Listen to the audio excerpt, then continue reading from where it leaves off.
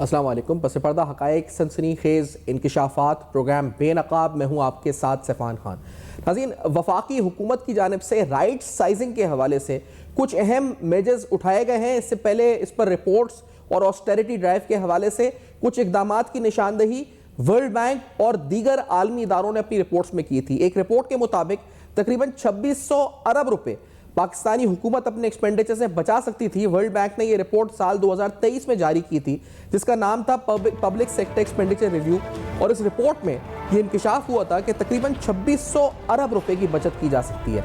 इस 2600 अरब में से एक तकरीबन 800 से 1000 अरब रुपए की बचत वो थी जो कि डेवोल्यूशन यानी 18वीं आईनी तरमीम के बाद उन इदारों में राइट साइजिंग के हवाले से या राइट साइजिंग के इक़दामात के बाद हो सकती थी जिन इदारों की ऑलरेडी वफाक में मौजूदगी थी। यानी वो इदारे ऐसे थे या वजारतें ऐसी थी जो वफाक में थे और सूबाई सतह पर भी थे और दोनों ओवरलैप हो रहे थे।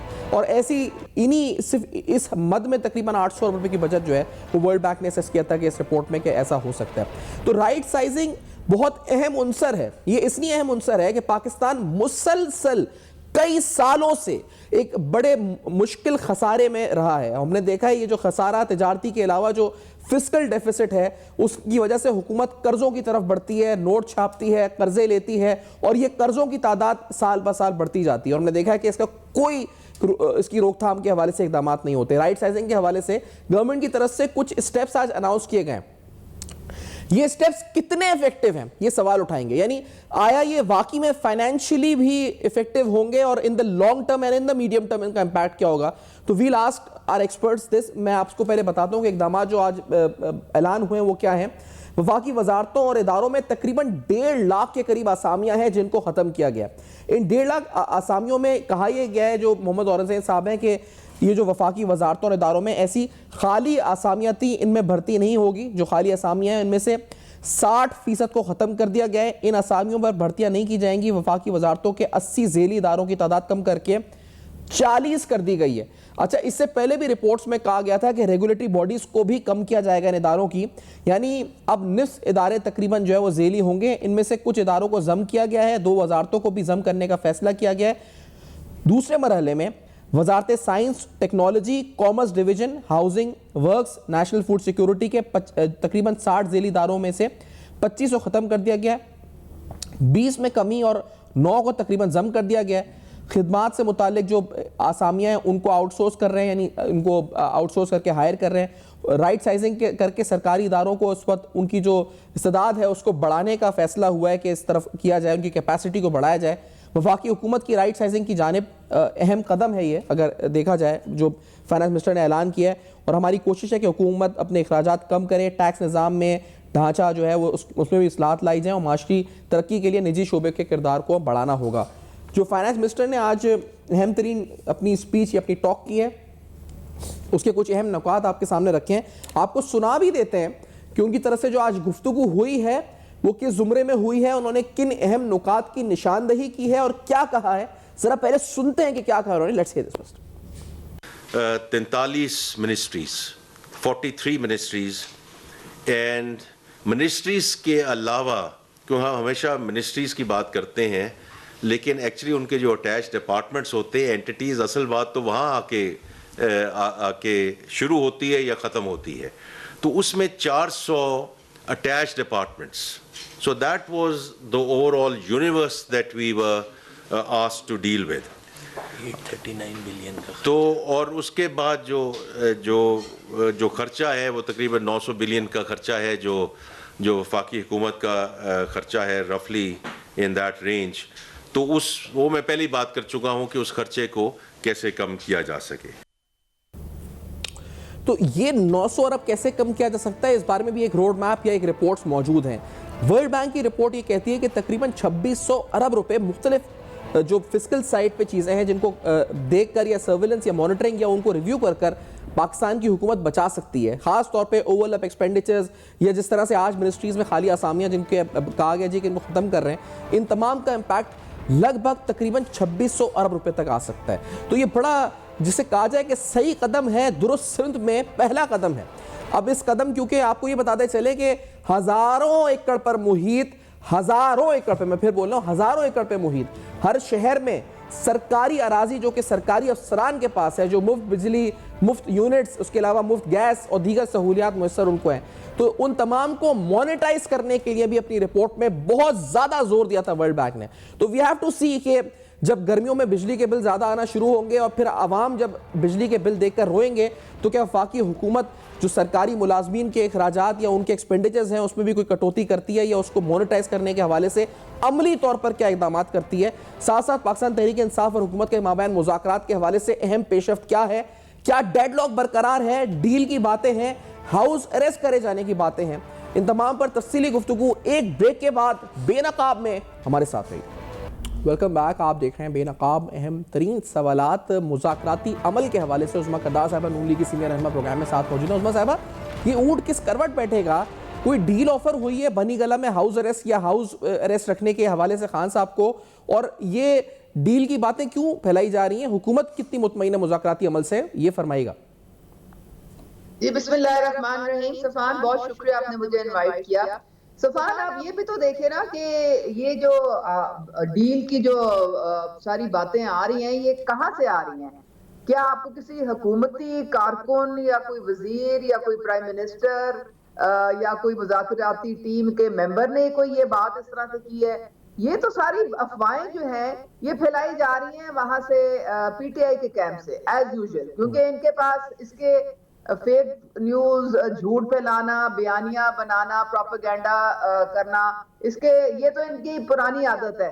अब ये अलीमा खान के मुंह से हमें ये सुनाई दे रहा है, फिर कोई कह रहा है कि जी बुशरा बीबी के साथ कोई बैकडोर डील हो रही है, कभी कोई कुछ कभी कुछ। तो ये इनसे पूछे जो इस तरह की अफवाहें फैलाते हैं। देखें, पांव तो ये पड़े हुए, ये तो साफ बात है। आपने देखा है कि इन्होंने हर तरीके से रियासत को जिच करने की कोशिश की। वो सारी जब कोशिशें नाकाम हो गई, स्टार्टिंग फ्रॉम 9 मई से लेके 26 नवंबर तक जितनी दफा भी ये हमला आवर हुए हैं, वो इनको नाकामी का सामना करना पड़ा है। अब इनको पता लग गया है कि जी ये लेकिन ये तो उनको पता लग गया। आपका अपना बयानिया क्या है? वो तो बयानिया ये बना रहे हैं कि डील ऑफर हुई है, वो तो बयानिया ये बना रहे हैं कि जैसे आप लोगों की जरूरत है मुज़ाकरात।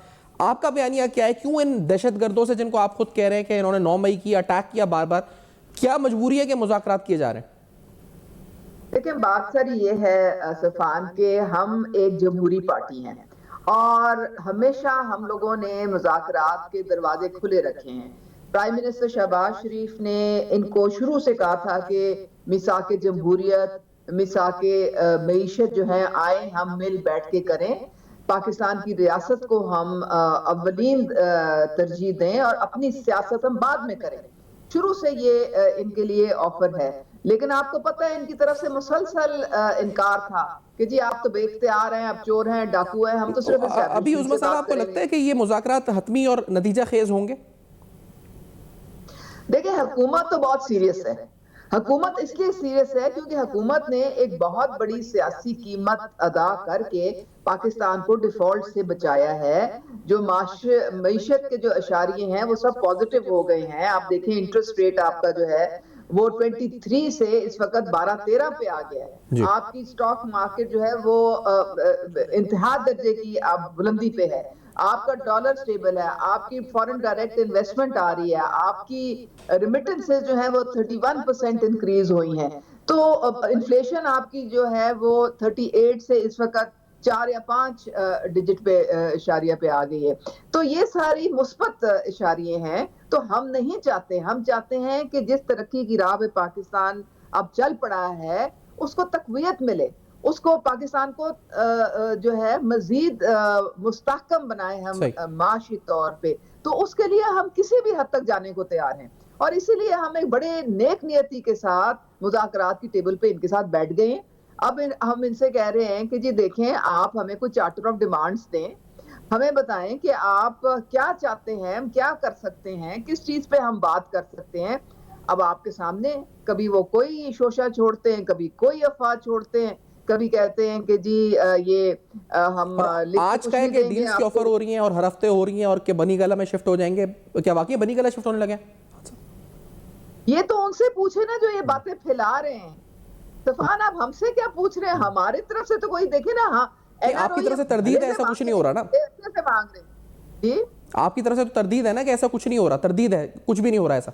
नहीं, हम तो देखिए, हम तो इनको कह रहे हैं कि आपके जो भी सही, डिमांड्स हैं आप हमें इन राइटिंग दें उस पे, ताकि हम गौर करना शुरू करें। ठीक है। वो भी इनसे नहीं हो रहा है, तो हम तो इंतजार कर रहे हैं कि हमें हम इनको एंगेज और करने कौम के भी लिए इंतजार बैठे कर रही है उस्मा साहबा कि क्या इसका नतीजा निकलता है। मैं बहुत शुक्रिया अदा करूंगा, आपने वक्त दिया और इस पर बात की। एक ब्रेक के बाद हम आएंगे तो राइट साइजिंग के हवाले से हुकूमती अप्रोच या हुकूमत की स्ट्रैटेजी। आज वजारत खजाना की तरफ से 1.5 लाख आसामियों के ख़त्म होने का ऐलान हुआ है, ये कितना इफेक्टिव होगा जो फिस्कल रेशनलाइजेशन का प्रोसेस है उस तरफ एक ब्रेक के बाद एक्सपर्ट से पूछेंगे। हमारे साथ रहेगा।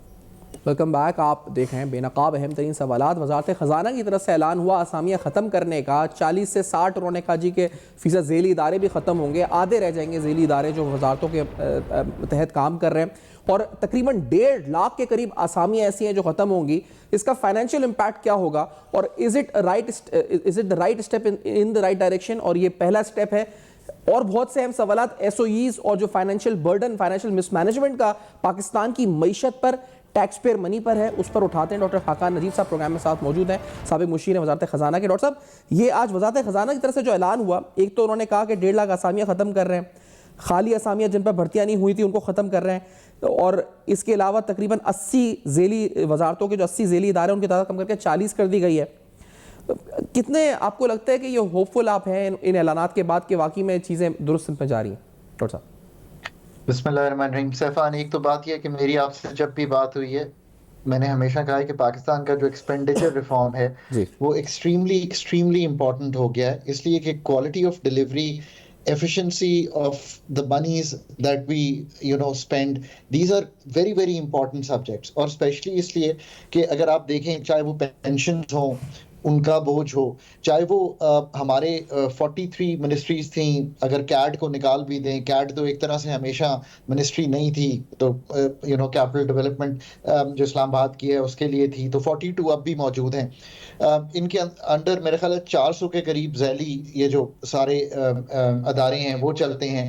अब ज़रूरत सबसे पहले तो इस अमर की है कि रियलाइज़ करें कि 18वीं तरमीम और NFC को इकट्ठा पढ़ना है, और जो 17 सब्जेक्ट वफाक चला रही है उनको नीचे डिवॉल्व करना है। That would have been my starting point. ये मैं अब भी मेंटेन करता हूं कि दैट्स द स्टार्टिंग पॉइंट। अब वो कह रहे हैं कि 80 में से 40 निकल जाएंगी, क्योंकि अभी तक हुकूमत या अथॉरिटीज ने कोई ना स्पेसिफिसिटी कायम की है कि कौन कौन से इदारे हैं जो मर्ज होंगे, कौन से बंद होंगे, क्या उनमें से लोग खत्म होंगे। So I think it's very very important to go into detail कि एक्चुअल में हो क्या रहा है। जहां तक 1.5 लाख असामियों का ताल्लुक है, देखिए ये तो एक बजटेड अमाउंट होता है। जितनी इंफॉर्मेशन आई है, कैन वी एटलीस्ट से कि इसका फाइनेंशियल इम्पैक्ट कितना होगा?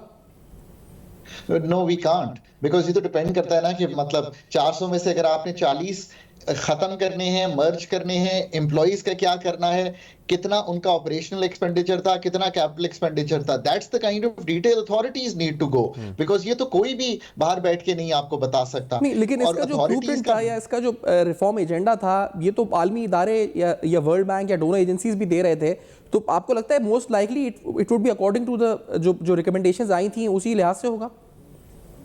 यार मैं आपको एक दे देता हूं, चलें, जो आलमी इदारों की अब आपने बात की है, जो एस्टिमेट आया था 2023 में पब्लिक एक्सपेंडिचर मैनेजमेंट की एक रिपोर्ट में कि अगर ये 17 सब्जेक्ट नीचे डिवॉल्व हो जाते हैं और इनके अदारे, तो जो करंट एक्सपेंडिचर है वो 400 अरब के करीब था, और जो डेवलपमेंट एक्सपेंडिचर है वो 217 अरब के करीब था। But don't go on these figures, because ये एक बहुत बड़ा चंक नीचे जाने की बात हो रही थी प्रोविंसेस को। सो क्या गया है 40 में से, कैसे क्या है, so let's wait for that. अभी तो अथॉरिटीज ने ये भी नहीं बताया कि जो 1.5 लाख असामियां थी उनका बजटेड अमाउंट कितना है। I think that should have been at least evident, because वो तो बहुत आसान है बताना, because वो अगर बजट में रखा गया है अमाउंट के 1.5 लाख का इतना था, तो that could have come through. So we wait for details. Directionally the right thing to do is subsidies का रिफॉर्म, 17 सब्जेक्ट नीचे देने का रिफॉर्म। नहीं, लेकिन आपने SOEs पे लिखा रिसेंटली डॉक्टर साहब, और आप उसमें हमने पढ़ा कि आपने 2016 से 2023 के दरमियान तकरीबन 5.7 ट्रिलियन रुपीस की आपने बताया कि सपोर्ट दी गई। ये तो बहुत बड़ा बर्डन है। ये इस हवाले से कोई पेशरफ्त या कोई कमी आपको लगता है नजर आती है, या हम इसी तरह टैक्स पेयर मनी उड़ाते रहेंगे? सैफान, जब मैं हुकूमत में 2008-9 में आया तो मैंने डेटा ढूंढना शुरू किया SOEs पे। कोई मुझे यही नहीं बता पा रहा था कि कितने SOEs हैं पाकिस्तान के। हमने पहली बार जिंदगी में 2012 में एक किताब लिखी और उसमें बताया कि पाकिस्तान में 86-87 तकरीबन कमर्शियल एंटिटीज हैं, इतने ही उनकी सब्सिडरीज हैं, 212 ओवरऑल एंटिटीज हैं, और उस वक्त से लेके आज तक का जो एक्यूमुलेटेड लॉस है उसी किताब को हम तवातर से लिखते रहे। फिर मैं चला गया तो बीच में it stopped the new book that has just come through, उसके मुताबिक accumulated loss of the top 20 SOEs in Pakistan over the last 10 years, यानी कि 10 साल में 2014 से लेकर 2024 तक इस 22 बिलियन डॉलर्स। अब वो 5,900 अरब का नुकसान है, यानी तकरीबन 6,000 अरबी कह लीजिए यार। Just look at the extent. इसके अलावा अगर आप नुकसान, ये तो एक्यूमुलेटेड लॉसेस है ना, अगर आप नेप्रा की state of the industry report देखेंगे आप हैरान हो जाएंगे कि 600 अरब का नुकसान है 2024 में पाकिस्तान के पावर सेक्टर का, 2,500 गैस सेक्टर का एक सर्कुलर डेट है, 2,500 पावर सेक्टर का। मैं इसीलिए कहता हूं कि जो पेस ऑफ रिफॉर्म, जो डेप्थ ऑफ ट्रांसफॉर्मेशन चाहिए, शायद उसका रियली अदराक करना पड़ेगा कि एक्सपेंडिचर की क्वालिटी को ठीक करना और इन अदारों को प्राइवेटाइजेशन में लेकर जाना या बंद करना, इसका तो एक बहुत ही जैसे कहेंगे कॉम्प्रिहेंसिव और डीप सर्जरी की जरूरत है। तो ये तो हमारे जो एनुअल बजट है डॉक्टर साहब उससे भी ऊपर की फिगर चली जाती है अगर एनुअली अगर इसको देखा जाए तो ये बहुत बड़ी फिगर्स हैं।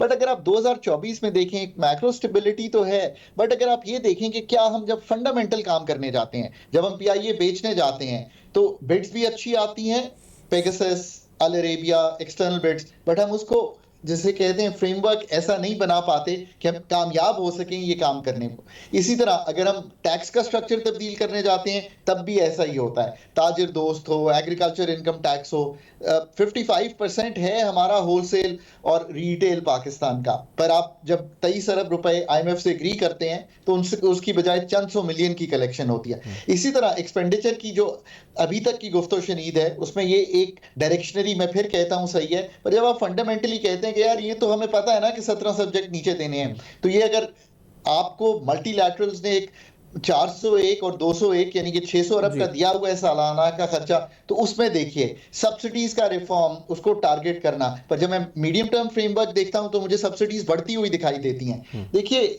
ये किए बगैर ये जो स्ट्रक्चर है, ढांचा है स्टेट का, अगर इसको तब्दील नहीं करेंगे और इन कामों को करने की सकत नहीं पैदा करेंगे, these are really really tough tasks, these are very professional tasks। आपको लगता है कि आज उनको डायरेक्शनली अपना उन्होंने जो बताया, लेकिन they should also go into details, तो कोई इसकी प्रेस रिलीज आएगी डिटेल्स की, या क्या ये पार्लियामेंट में पेश होगी है कोई सम रिपोर्ट फॉर्म में? क्या आपको लगता है कि डिटेल्स कैसे आएंगी? आनी चाहिए थी ना वैसे तो।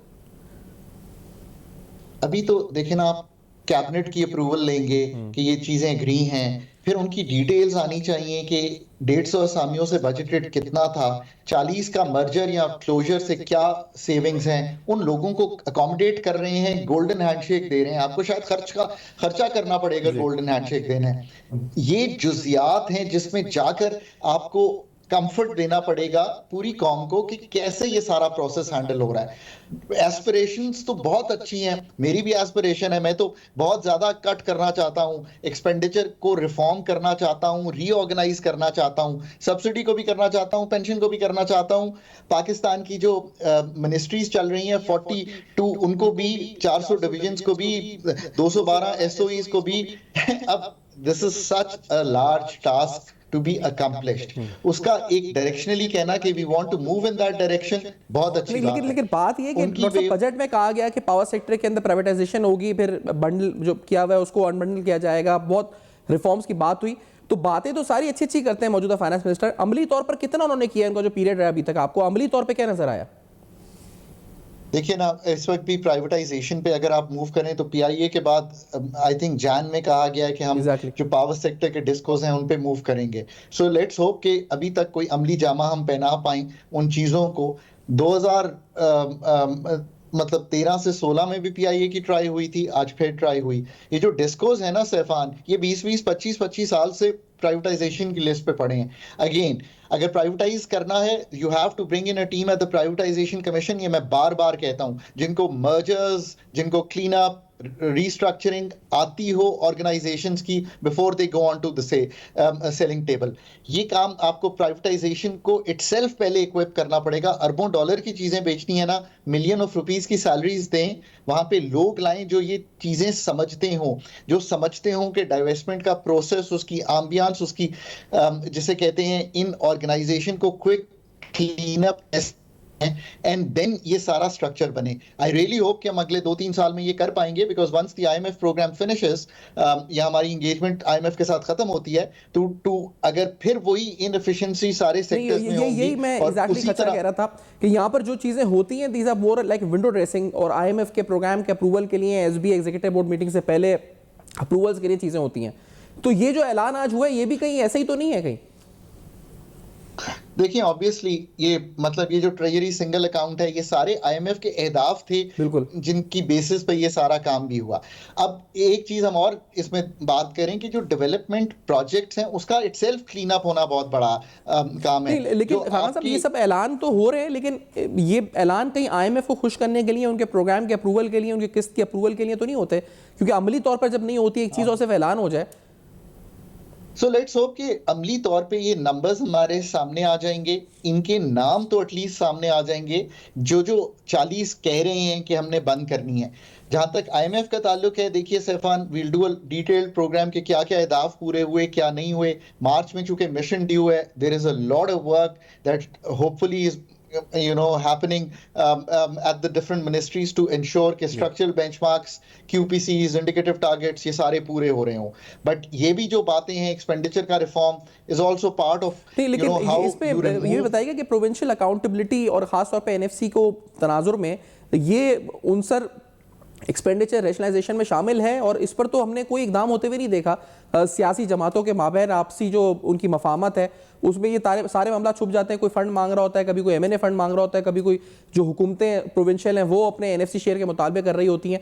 तो इनकी अकाउंटेबिलिटी का मैकेनिज्म अभी तक तो कोई नहीं आया। कोई इस बारे में प्रोसेस है कुछ?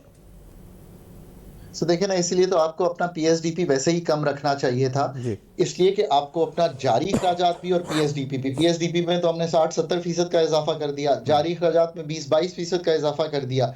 यही तो वो चीजें हैं, अगर आप ये ना करें तो आपको टैक्स की मद में इतने टैक्सेस ना लगाने पड़े, आपको सैलरीज पे 39% टैक्स ना ले जाना पड़े। I think this is the kind of juggling that should happen now as we prepare for the IMF and the next budget, क्योंकि IMF का ये रिव्यू होगा, फिर आप बजट की तरफ चले जाएंगे। as we prepare for all these things, ये जो सारी बातें हैं ये दुरुस्त हैं। एस्पिरेशनली मैं फिर कहता हूँ ये एस्पिरेशन अच्छी है कि हमने इस डायरेक्शन में जाना है, बट क्या उसका रिजल्ट आता है, उसका क्या क्वालिटेटिव इम्पैक्ट आता है बजट पर? क्या जो 840 अरब रुपया हम जारी अखराजात में खर्च करते हैं, ठीक है, अब लेट्स सी कि नेक्स्ट बजट में क्या आपको कटौती दिखाई देती है। अगर आपको वाकई कटौती दिखाई दे, then you should be able to say with comfort that this work has worked. अगर आपको 840 की बजाय 880 का ही बजट दिखाई दे, तो then probably we have not done enough. और पेंशन रिफॉर्म से आपने बात की थी, क्या इस बारे में कोई अमली तौर पे बात इधर से भी हुई? यहाँ कुछ नजर आया आपको होते हुए अमली तौर पे? देखिए पेंशन रिफॉर्म्स जो है ना, वो तो सबसे इंपॉर्टेंट रिफॉर्म है। अभी तो सिविल साइड का हुआ है, फिर दूसरी जो साइड है आर्म फोर्सेस का, उनका भी होना है।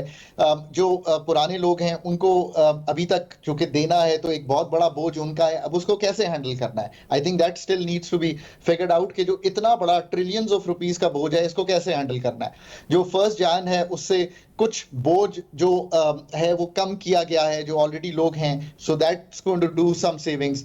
और फिर तीसरी बात, जो नए एंट्रेंट्स हैं उनका पे एज यू गो कैसे करना है, this is the pension reform. So इसके लिए obviously you have to do serious work. देखिए हमने जितनी भी गुफ्तगू की है ना, उसका महवर ये है कि you need serious professional people to be able to do all this. लेकिन ये आप हमेशा कहते आए हैं, लेकिन अब आपको नजर आ रहा है कि देयर इज सम प्रोफेशनल जो टीम है उनकी, वो चाहे प्राइवेटाइजेशन हो या रैशनलाइजेशन हो एक्सपेंडिचर्स की, तो आपको वो नजर भी आ रहा है? क्योंकि आपने बार बार मुतालबा तो किया है, क्या आपको लगता है औरंगजेब साहब और उनकी टीम जो है इज केपेबल इनफ? देखिए ना, प्राइवेटाइजेशन पे तो obviously 24 didn't go as planned because we went to privatisation. सो अगर आपका जो प्रूफ है वो इसमें हो कि क्या रिजल्ट आया, तो we didn't go there. Expenditure पे अभी तक आपने सुना है कि हम ये कुछ करना चाहते हैं, बट इनकी जब तक डिटेल्स नहीं आएंगी, we won't be able to say कि हम वाकई मतलब इन चीजों को जिसे कहेंगे अमली जामा पहना रहे हैं। कॉम्पिटेंट है, आपको लगता है कि कॉम्पिटेंट और प्रोफेशनल है जो जिसको हैंडल करना चाहिए? आपने कहा ना कि मिलियंस में हो और आके वो कॉम्पिटेंटली जो एक्सपोजर हो जिनका, तो कोई आपको नजर आता है ऐसा शख्स इनके साथ जो वाकई में एक्सपोजर रखता हो? ये तो देखें, आप लोग प्रोब करके बेहतर बता सकते हैं, पर मैं फिर भी कहता हूं कि in every ministry, in BOI, in privatization, in energy, in finance, in budgeting, you need very, very serious people who are able to do this work, जो वाकई ही अमली जामा पहना सकें। वरना ये भी याद रखिए कि पेंशन का रिफॉर्म होते हुए भी 10 साल गुजर गए हैं, कई मैंने कमीशंस देखे हैं। मैं हमेशा कमिटीज और कमीशन से बियॉन्ड सोचता हूँ। आई थिंक ऑफ टीम्स जो मौजूद हों, जो एक काम के लिए टास्क हों, वो काम करें और आगे चलें, क्योंकि जो मुल्क की ओवरऑल गवर्नेंस है, इसी तरह रेगुलेटरी अदारे हैं, उनकी इफेक्टिवनेस कैसे बढ़ानी है, there is a lot that needs to be done at the federal government level, और फिर ऑब्वियसली प्रोविंशियल लेवल पे भी इतना ही काम होने वाला है। सही, लेकिन ये हक़ साहब बताएं कि जो ये खास तौर पे ओवरलैपिंग है आफ्टर द 18th अमेंडमेंट, इससे आपको लगता है ईज ऑफ डूइंग बिजनेस से भी फर्क पड़ेगा? क्योंकि एक इदारा पहले प्रोविंशियल सतह पर है, एक वफाकी सतह पर है, उसको उधर से भी अप्रूवल लेना है, इधर से भी अप्रूवल लेना है, कितना ईज ऑफ डूइंग बिजनेस से फर्क पड़ेगा इन चीज़ों का? यार बहुत फर्क पड़ेगा। कई रेगुलेटरी अदारे हैं जिनको खत्म ही कर देना चाहिए। Exactly. कुछ लोकल वर्क है जो हमें दिखाता है नंबर ऑफ रेगुलेटरी अदारे, उनको तो खत्म ही कर देना चाहिए। अब शुरू किस तरह करना चाहिए? अगर आप कहेंगे डॉक्टर साहब आप कह रहे हैं डीप ट्रांसफॉर्मेशन, आप बताइए कैसे करेंगे? So here's my 2 cents to you. मैं ये कहूं कि हम रेगुलेटरी अदारे ये इतने सारे खत्म कर रहे हैं, जो बहुत सी चेकिंग कर रहे हैं। रेगुलेटरी अदारे आके हमें ये बताएं कि उनको क्यों रखना चाहिए, and then we will keep them. Just think very differently. Pakistan show cause notice जगह पर खड़ा है जी, शो कॉज नोटिस देना उन्हें। Exactly. So पाकिस्तान उस जगह पे खड़ा है where you have to prove your worth as you do in the private sector, कि आपको रखना चाहिए। अगर आप वो वर्थ नहीं प्रूव कर सकते तो then you should be let go, because then it's बोझ on the growth of Pakistan, on the exchequer of Pakistan, on the fiscal of Pakistan। इस तरह की सोच रखें। मैं फिर कहता हूं कि डायरेक्शनली ये एस्पिरेशन है सबकी कि एक्सपेंडिचर का बहुत बड़ा रिफॉर्म होने वाला है, पर क्या हम 87 SOEs में बेच पाते हैं? आज भी 600 अरब के एनर्जी सेक्टर के लॉसेस हैं जो चल रहे हैं। एज वी स्पीक इस साल 500-600 अरब का नुकसान होगा। आई डोंट नो कि इसके लिए हम कितनी ज़्यादा डीप जा सकते हैं, गिवन द कंस्ट्रेंट जो मैं कहता हूं कि HR is our major constraint as we move forward. बहुत शुक्रिया डॉक्टर हागर रशीद, आपने प्रोग्राम में ज्वाइन किया और अपना मौक़िफ़ दिया इस बारे में। आज अहम रिफॉर्म्स का ऐलान हुआ अमली तौर पर। इसका फाइनेंशियल इम्पैक्ट क्या पड़ेगा, कब पड़ेगा, कितना पड़ेगा और आखिरकार पड़ेगा भी या नहीं पड़ेगा? साथ साथ जो रोड मैप है एक खास तौर पे एक्सपेंडिचर्स को कम करने के हवाले से वो मल्टीलैटरल से बताया, लेकिन हमारा होम ग्रोन प्लान क्या है और किस तरह होना चाहिए, गुफ्तगू हुई। फीडबैक दे सकते हैं फेसबुक, ईमेल्स और एक्स पर। देखते रहेगा। अब तक अपना बहुत ख्याल रखिएगा। अभी सब्सक्राइब करें ताकि कोई खबर रह न जाए।